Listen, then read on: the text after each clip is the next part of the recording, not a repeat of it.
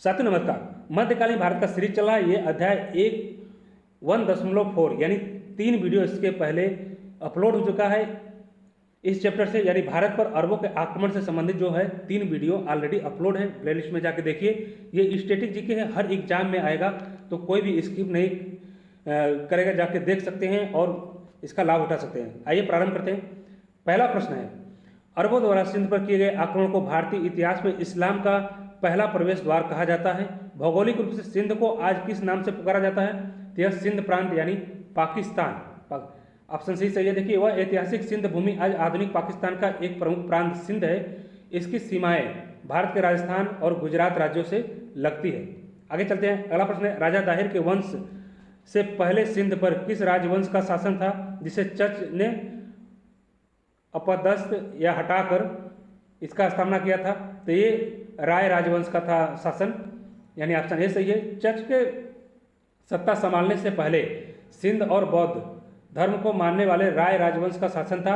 इस वंश के अंतिम शासक राजा सहसी राय द्वितीय थे, जिनकी मृत्यु के बाद चच वहां के राजा बने। चलते आगे। अगला प्रश्न है, मोहम्मद बिन कासिम ने जब सिंध की हिंदू और बौद्ध जनता को जिम्मी का दर्जा दिया तो इसका क्या अर्थ था? इसका अर्थ था कर के बदले धार्मिक स्वतंत्रता और सुरक्षा देना है, यानी ऑप्शन बी सही है। देखिए, इस्लामी कानून में जिम्मी उन गैर मुस्लिम नागरिकों को कहा जाता है जो मुस्लिम राज्य में रहते हैं और जजिया कर देने के बदले अपने धर्म का पालन करते हैं तथा राजकीय सुरक्षा पाने के हुए हकदार भी होते हैं। चलते आगे। अगला प्रश्न है, चचनामा के अनुसार खलीफा के उपहारों को लूटने वाले समुद्री डाकू सिंध के किस विशिष्ट क्षेत्र या खाड़ी के सक्रिय निवासी थे? तो वह थे देवल और मकरान तट के, यानी ऑप्शन बी सही है। देखिए, सिंध के दक्षिण छोर पर स्थित देवल और मकरान के समुद्री किनारों पर मेद और करमाती जनजाति, देखिए मेद और करमाती जनजाति, ये दो जनजाति थी जो समुद्री लुटेरों की तरह सक्रिय रहते थे उस एरिया में। उन्होंने ही लंका यानी श्रीलंका के राजा द्वारा खलीफा के लिए भेजे जा रहे जहाजों को लूट लिया था। चलते आगे। अगला प्रश्न है, ये प्रश्न है, अरब इतिहासकार ने भारत को अल हिंद नाम दिया। यह शब्द मूल रूप से किस नदी के नाम से प्रेरित होकर बना था? तो यह बना था सिंधु नदी के नाम से प्रेरित होकर, यानी ऑप्शन बी सही है। देखिए, ईरानी यानी फारसी और अरब लोग स का उच्चारण ह के रूप में करते थे, इसलिए उन्होंने सिंधु नदी के पार के क्षेत्र को हिंद या अल हिंद और वहां के निवासियों को हिंदू कहा। चलते आगे। अगला प्रश्न है, मोहम्मद बिन कासिम के सिंध आक्रमण के समय उनकी सेना का मुख्य और सबसे खतरनाक हथियार क्या था? जो एक तरह का पत्थर फेंकने वाला यंत्र था, तो यह सबसे खतरनाक था मंजनिक, यानी ऑप्शन ए सही है। देखिए, कासिम की सेना के पास मंजनिक और नक्ता क्या था? अग्निशामक अस्त्र था। जैसे उन्नत हथियार थे दो तरह के। मंजनिक एक विशालकाय गुलेल या यंत्र था जिससे बड़े बड़े पत्थरों को किले के दीवार पर फेंका जाता था। इसी से देवल के किले का झंडा गिराया गया था। चलते आगे। अगला प्रश्न है, किसे भारत का अरब आक्रमण की विफलता का एक महत्वपूर्ण कारण माना जाता है जिसके कारण वे सिंध से आगे गंगा के मैदान तक नहीं पहुंच सके? तो यह भारत के शक्तिशाली राजपूत वंशों का कड़ा प्रतिरोध, यानी ऑप्शन बी सही है। देखिए, सिंध के आगे भारत के आंतरिक हिस्सों में प्रतिहार, चालुक और राष्ट्रकूट जैसे बेहद शक्तिशाली साम्राज्य थे। इनकी विशाल सेनाओं के सामने अरबों की शक्ति टिक नहीं सकी और वे सिंध के मरुस्थल में ही सिमट कर रह गए।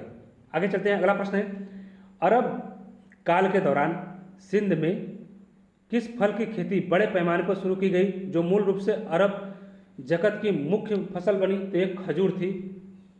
देखिए, अरबों ने सिंध की जलवायु को अपने अनुकूल पाया और वहां बड़े पैमाने पर खजूर के बाग लगवाए। आज भी पाकिस्तान के सिंध क्षेत्र में खजूर का उत्पादन इसी वजह से काफ़ी प्रसिद्ध है, वहाँ होता है। चलते आगे। अगला प्रश्न है, मोहम्मद बिन कासिम के भारत अभियान के समय उनकी वास्तविक आयु कितनी थी जिसके कारण उन्हें इतिहास का सबसे युवा सफल सेनापति माना गया? तो यह था 17 वर्ष। देखिए, जब अल हज्जाज ने कासिम को सिंध फतह करने की जिम्मेदारी सौंपी तब वह मात्र 17 वर्ष का एक नवयुवक था। अपनी कुशल सैन्य रणनीति के बल पर उसने इतनी कम उम्र में राजा दाहिर जैसी बड़ी शक्तिशाली सेना को हरा दिया।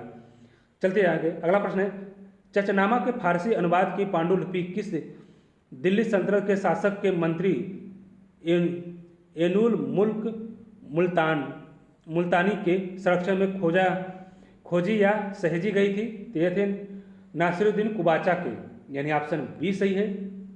देखिए 13वीं शताब्दी में की शुरुआत में जब अली कुफी ने चचनामा का अरबी से फारसी में अनुवाद किया तब सिंध पर इल्तुतमिश की प्रतिद्वंद नासिरुद्दीन कुबाचा का शासक था और वह यह कार्य उसी काल में संपन्न हुआ। चलते आगे, अगला प्रश्न है, चचनामा के फारसी अनुवाद की पांडुलिपि किस दिल्ली सल्तनत के शासनकाल में के मंत्री एनुल मुल्क मुल्तानी के संरक्षण में खोजी गई या सहेजी गई? ये जस्ट हम लोग अभी किए हैं।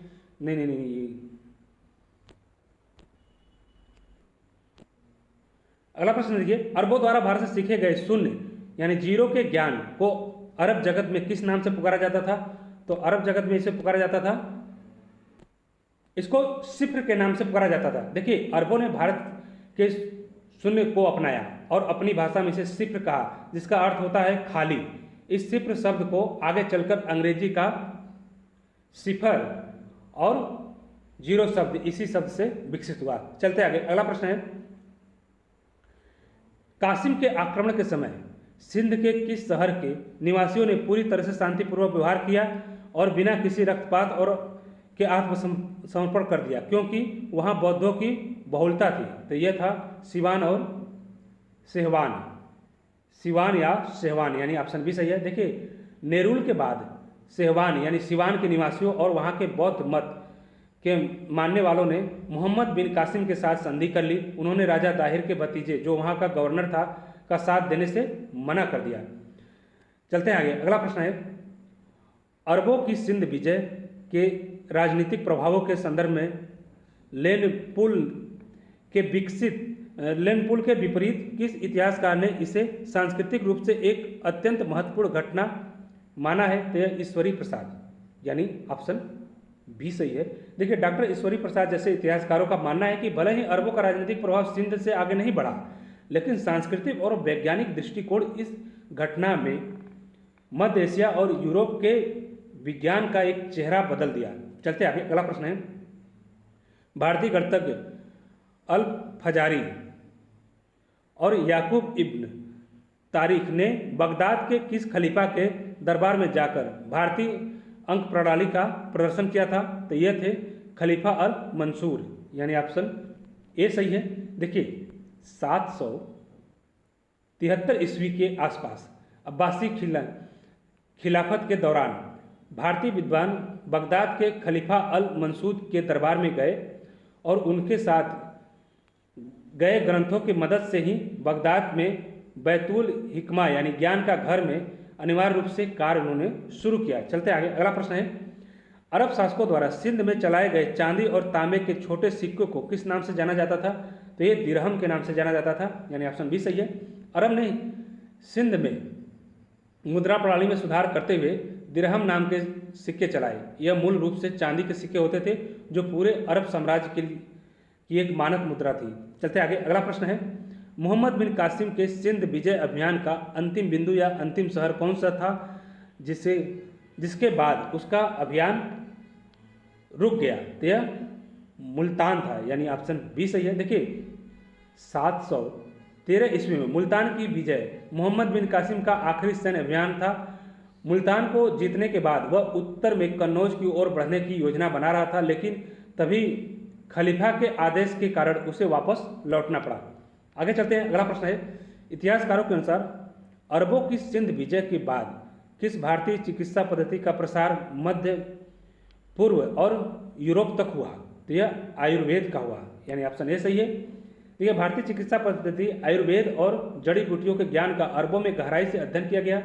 सुश्रुत और चरक के ग्रंथों ने के कारण अरबी अनुवाद के माध्यम से ही ये यूनान और यूरोप के डॉक्टरों को भी भारतीय आयुर्वेद का पता चला। चलते आगे, अगला प्रश्न है, राजा दाहिर के शासनकाल में सिंध का अधिकांश आम जनता किस धर्म या संप्रदाय से जुड़ी हुई थी, जबकि राजा स्वयं ब्राह्मण थे? तो बौद्ध धर्म से, यानी ऑप्शन बी सही है। देखिए, सिंध की एक बहुत बड़ी आबादी, विशेषकर व्यापारिक और कृषक वर्ग, बौद्ध धर्म का अनुयायी था।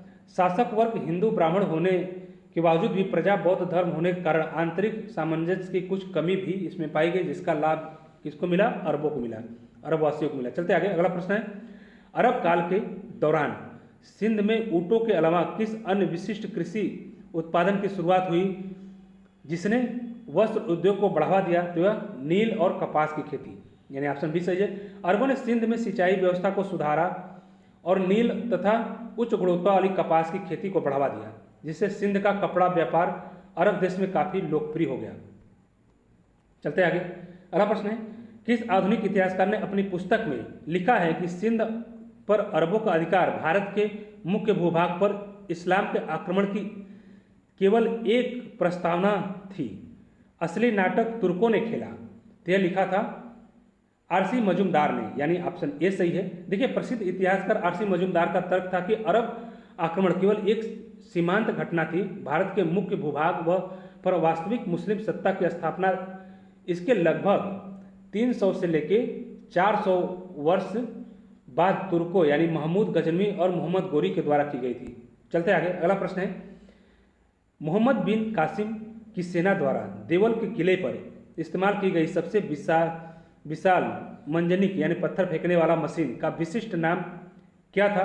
तो इसका नाम था अल उरूस, यानी ऑप्शन बी सही है। देखिए, कासिम की सबसे शक्तिशाली और मुख्य मंजनिक का नाम अल उरूस था। इस मशीन को संचालित करने के लिए कम से कम 500 आदमियों की आवश्यकता होती थी, यानी 500 सिपाहियों की आवश्यकता होती थी। इसी मशीन से देवल के मंदिर के शीर्ष पर लहरा रहे लाल झंडे और उसके गुम्बद को तोड़ा गया था। आगे चलते हैं, अगला प्रश्न है, रावर के युद्ध में पराजित होने के बाद राजा दाहिर का पुत्र जय सिंह किस प्रमुख दुर्ग में जाकर छिपा था, जहां उसने अरबों के विरुद्ध पुनः घेराबंदी की तैयारी की थी? तो यह ब्राह्मणवाद दुर्ग, यानी ऑप्शन ए सही है। देखिए, रावर के मैदान में राजा दाहिर की वीर गति हो गई थी। उसके बाद पुत्र उनका जय सिंह अपनी बची हुई सेना के साथ ब्राह्मणवाद यानी चित्तौड़ या आंतरिक सिंध के मार्ग पर स्थित है ये कि मजबूत किले में चला गया और वहां से अरबों के खिलाफ रक्षात्मक युद्ध लड़ा। चलते आगे, अगला प्रश्न है, 9वीं और 10वीं शताब्दी में भारत आए किस प्रसिद्ध अरब भूगोलवेत्ता और इतिहासकार ने मंसूरा और मुल्तान के अरब राज्यों का विस्तृत आंखों देखा विवरण दिया है? तो अल मसूदी यानी ऑप्शन भी सही है। देखिए, प्रसिद्ध अरब इतिहासकार अल मसूदी ने 915 से 916 ईस्वी के आसपास सिंध यानी मंसूरा और मुल्तान की यात्रा की। उसने अपने विवरण में लिखा था कि मुल्तान के अरब शासक वहां के प्रसिद्ध सूर्य मंदिर के कारण ही प्रतिहार राजाओं के आक्रमण से सुरक्षित बचे हुए थे। चलते आगे, अगला प्रश्न है, तो अगला प्रश्न है, सिंध पर अरबों के विजय के बाद अरब के व्यापारियों ने भारत के किस पश्चिमी तटीय क्षेत्र में शांतिपूर्वक व्यापारिक बस्तियां स्थापित की? तो यह है ऑप्शन बी सही होगा, कोंकण और मालाबार तट पे। तो दोस्तों, आज के लिए बस इतना ही, मिलते हैं अगले वीडियो में। स्टैटिक जीके है, आप लोग चैनल को सब्सक्राइब करिए, इस पे करंट अफेयर्स मिलेंगे, डेली के डेली मिलेंगे, तो आप उनको उस वीडियो को भी देखिए। तो थैंक यू फॉर वॉचिंग, मिलते हैं नेक्स्ट वीडियो में।